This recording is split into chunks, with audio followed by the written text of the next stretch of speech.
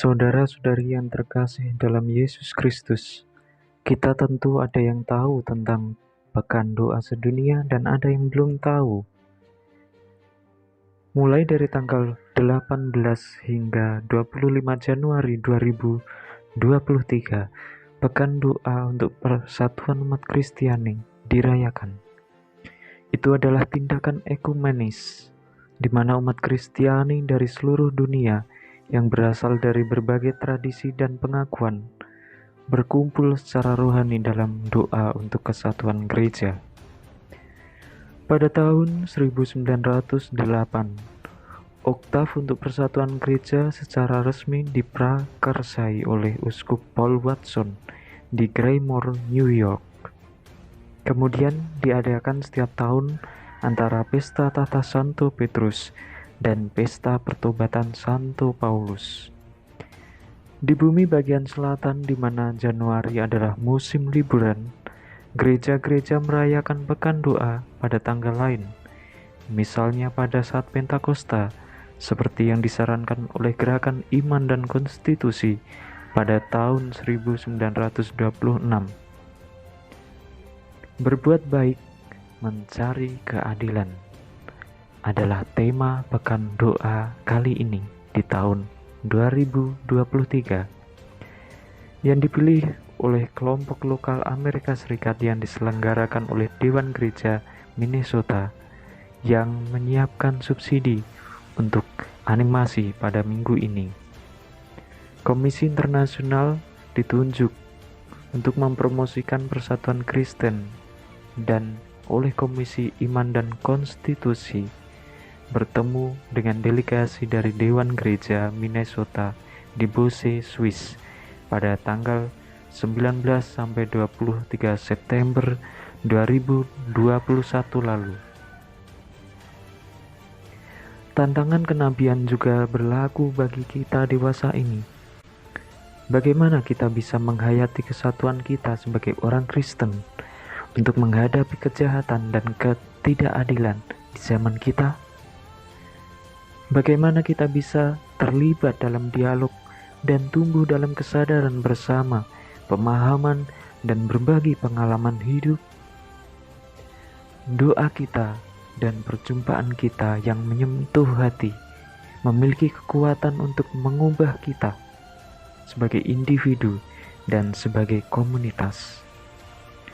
Marilah kita membuka diri terhadap hadirat Allah dalam setiap perjumpaan kita, saat kita memohon rahmat untuk diubah, membongkar sistem penindasan, dan disembuhkan dari dosa rasisme. Bersama-sama mari kita perjuangkan keadilan di dalam masyarakat kita. Kita semua adalah milik Kristus. Setelah doa Angelus pada hari Minggu 15 Januari 2023, Paus Fransiskus mengenang waktu ekumenis. Beliau menyampaikan peristiwa ini sebagai peristiwa baru.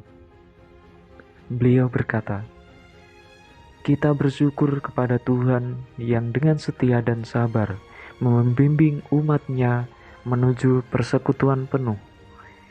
Dan kita meminta Roh Kudus untuk mencerahkan dan menopang kita dengan karunia-Nya.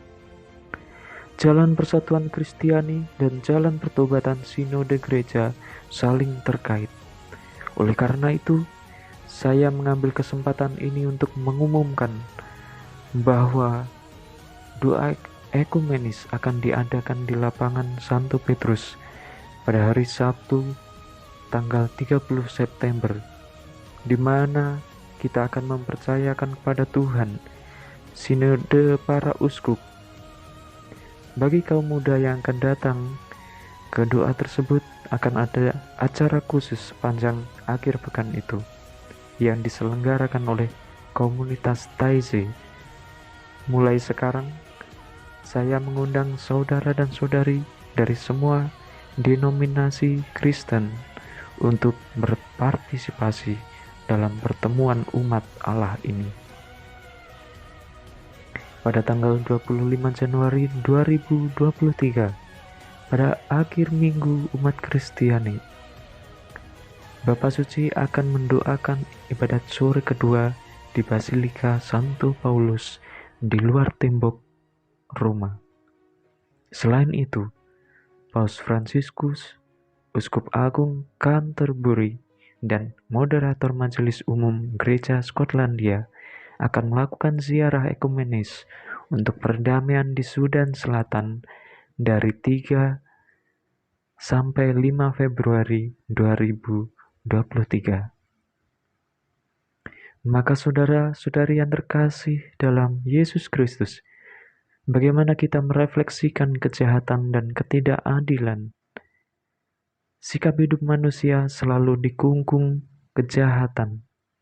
Kita tidak bisa hidup tanpa bersinggungan dengan kejahatan, tapi ingat, kita perlu melihat sikap hidup Kristus, di mana Kristus bahwa Ia menyelamatkan manusia berdosa yang bersengsara, di mana manusia diperbudak kejahatan dan Yesus yang menembusnya. Maka misi kita di dunia ini adalah bertindak adil terhadap sesama. Kalau ada yang menderita, perlu ditolong, bukan diejek. Kalau ada yang menangis, ya dihibur. Kalau ada yang bertengkar, ya didamaikan. Itu misi keadilan. Dari doa pekan sedunia ini, kita mendapat pesan nyata. Sebagai pengikut Kristus, perlu mendoakan kesatuan untuk menjalankan misi berbuat baik untuk keadilan, mulai dari keluarga kita sampai pada gereja universal. Semoga Tuhan memberkati.